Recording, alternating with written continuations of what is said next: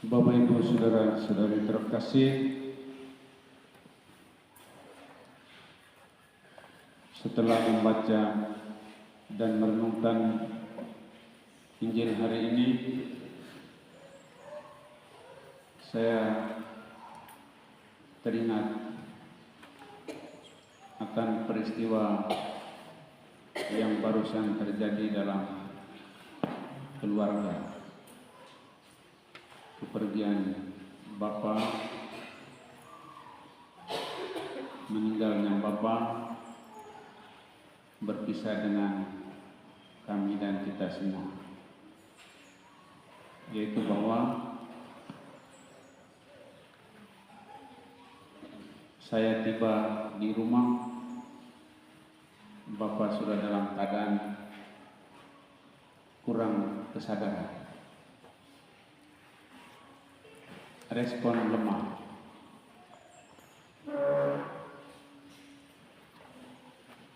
Tanya tidak jawab, tidak ada suara dari mulutnya lagi,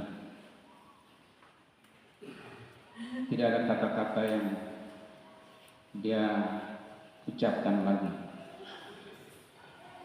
sehingga pagi jam 3 hari di mana pagi itu dia berpisah dengan kami, jam itulah sebenarnya jam perpisahan antara dia dengan saya, dengan tanda nafasnya cepat. Namun tanda ini tidak terbaca oleh saya, sehingga akhirnya jam 4 setelah itu saya tidur lagi. Channel istri dari Dus ketuk pintu panggil saya. Dia tidak umum, selain mari kita berdoa. Jam 4 suruh kita berdoa. Saya datang lihat Bapak sementara tidur. Saya tidak menyangka bahwa Bapak sudah putus nafas. Saya bilang, doa apa lagi? Pagi dulu baru kita, siang dulu baru kita doa. Kembali tidur. Datang Dus, ketuk pintu saya lagi. Kata, Bapak sudah pergi. Hai. Saya datang lagi, mereka masih berdiri di situ, duduk di situ. Oh, berarti tadi itu panggil doa itu sebenarnya Bapak sudah putus nafas. Baru saya teringat jam 3 tadi, itu adalah tanda yang dia berikan untuk saya, supaya saya bisa panggil adik-adik semua untuk ada di sekitar dia, karena dia akan panik. Tapi Bapak Ibu Saudara-saudari, yang saya mau sampaikan bahwa Bapak pergi tidak memberikan pesan yang jelas, pesan yang kami dengar dari suaranya itu tidak ada. Dalam Injil tadi sebenarnya yang kita dengar adalah pesan terakhir dari Tuhan Yesus kepada para murid. Tuhan Yesus bilang, Aku tidak meninggalkan kamu seperti yatim piatu. Yesus sangat mengasihi para muridnya. Tetapi demi kehendak Bapa, dia harus kembali kepada Bapa. Dia itu penghibur, harapan, kekuatan dari para murid. Ikatan batin begitu kuat, tetapi dia harus pergi karena dia taat kepada kehendak Bapa. Nah, Di dalam Injil tadi kita dengar Tuhan Yesus bilang, saya pergi, tetapi ada penghibur yang lain. Ya, kata penghibur yang lain artinya bahwa ada penghibur. Itu siapa? Penghibur adalah dalam diri Yesus sendiri. Dia itu penghibur. Namun dia harus pulang, dia harus pergi. Maka dia bilang, ada penghibur yang lain yang akan datang bila saya sudah kembali. Dan penghibur yang lain itu yang akan menyertai para murid sampai akhir sana.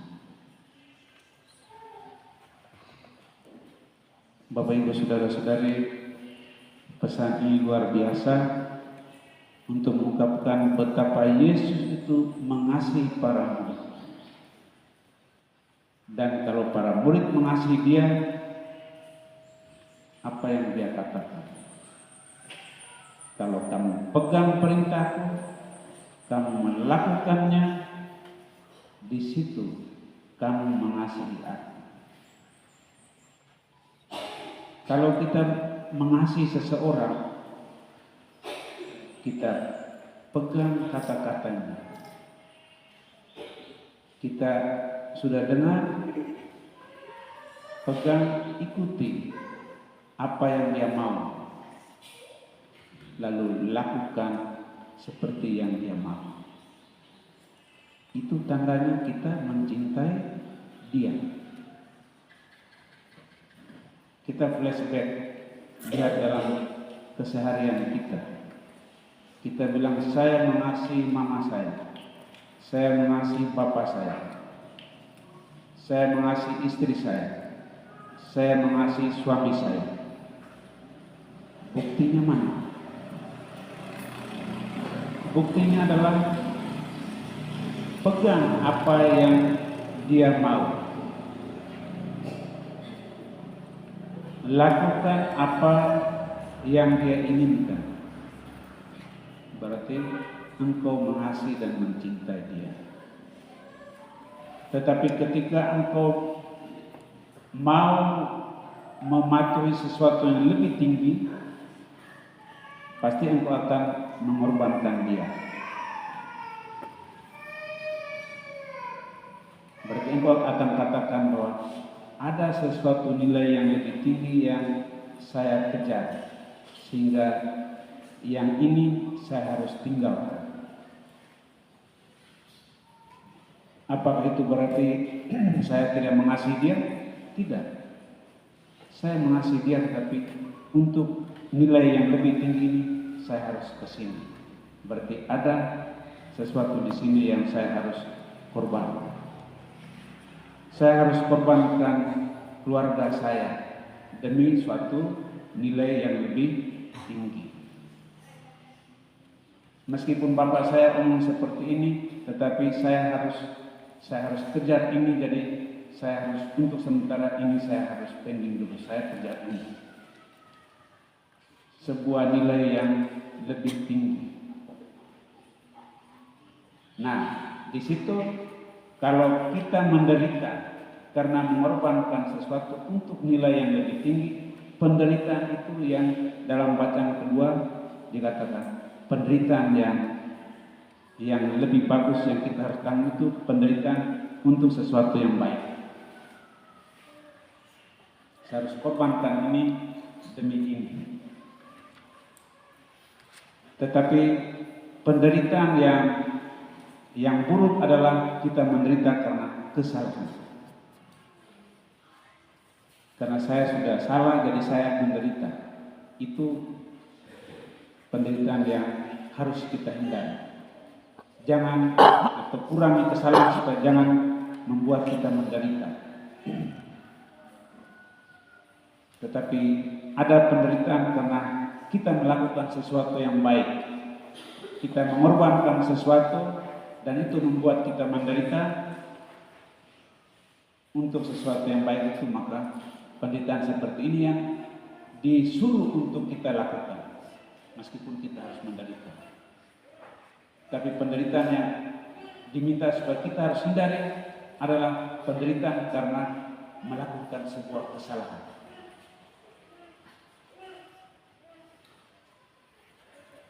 Bapak Ibu Saudara-saudari, saya kira pesan sabda Tuhan hari ini jelas bahwa Tuhan Yesus itu sangat mengasihi kita. Dia tidak mau meninggalkan kita sendirian. Dia tetap ada dalam bentuk lain, yaitu roh yang dia janjikan untuk kita terima dalam peringatan Pentakosta.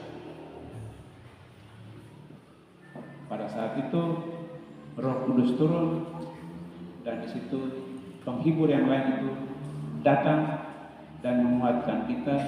Meskipun Yesus secara fisik kita tidak lihat, tetapi kehadiran yang tidak kelihatan dia janjikan buat kita dalam diri Roh Kudus. Dan kalau kita yakin karena Roh Kudus selalu menyertai kita, kita melakukan apa yang dia mau, dia kehendaki, maka apa yang kita minta atau sebelum kita meminta sesuatu, dia tahu kebutuhan kita, dia akan memberikan kita pada waktu sesuai dengan kehendaknya. Terkadang kita pikir Tuhan tidak mengabulkan doa kita. Terkadang kita pikir Tuhan jauh dari kita. Padahal dia selalu dekat dengan kita dan dia berikan apa yang kita butuhkan, bukan apa yang kita mau. Sehingga terkadang yang kita minta karena yang kita ingin, maka terkadang dia tidak kasih. Tetapi dia kasih hal yang kita butuhkan, yang kita minta. Kalau itu adalah kebutuhan, pasti dia akan kasih. Dan itu kembali, kalau itu merupakan kehendaknya, maka terjadilah. Tapi kalau bukan kehendaknya, maka pasti tidak terjadi. Maka Tuhan Yesus di Taman Getsemani, dia mengeluh-mengeluh, tapi itu kalau kehendaknya. Tapi kalau bukan kehendaknya, maka tidak terjadi. Bukan kehendak, tetapi kehendak Yesus taat kepada Bapa. Kita juga dalam hidup ini, kalau kita mengasihi Tuhan Yesus, kita juga harus ikhlas, taat setia. Bukan kehendakmu, tetapi kehendakmu lah yang terjadi. Jadi meskipun tidak dapat pesan dari Bapa, saya tahu bahwa kehendak Bapa itu yang terbaik yang saya harus hidupi. Dia tidak omong, tapi saya bisa tangkap maksudnya. Dan saya juga berharap dalam hidup kita, Tuhan tidak omong apa yang kita lakukan, tapi mestinya kita bisa tangkap yang Tuhan maksudkan untuk diri pribadi saya, yang Tuhan maksudkan untuk keluarga kita dalam rumah, yang saya tahu kehendak Tuhan bagi stasi kita, kampung kita. Kalau kita bisa menangkap itu, orang tidak perlu nasihat, suruh, perintah dia terlalu banyak. Dan kalau orang nasihat, suruh, perintah kita juga, kita pasti ikut karena terhubung, cocok. Tapi kalau kita tidak menangkap maksud Tuhan, maka ketika orang ngomong berbentur. Bapak Ibu Saudara-saudari, saya kira itu satu dua hal yang boleh saya bagikan, permenungan berdasarkan inspirasi Injil hari ini. Semoga kita yang hadir saat ini tetap merasa bahwa Tuhan Yesus mengasihi saya, selalu memberikan yang terbaik bagi diri saya pada waktunya, meskipun hidup tidak selamanya berpihak sesuai dengan keinginan kita semua.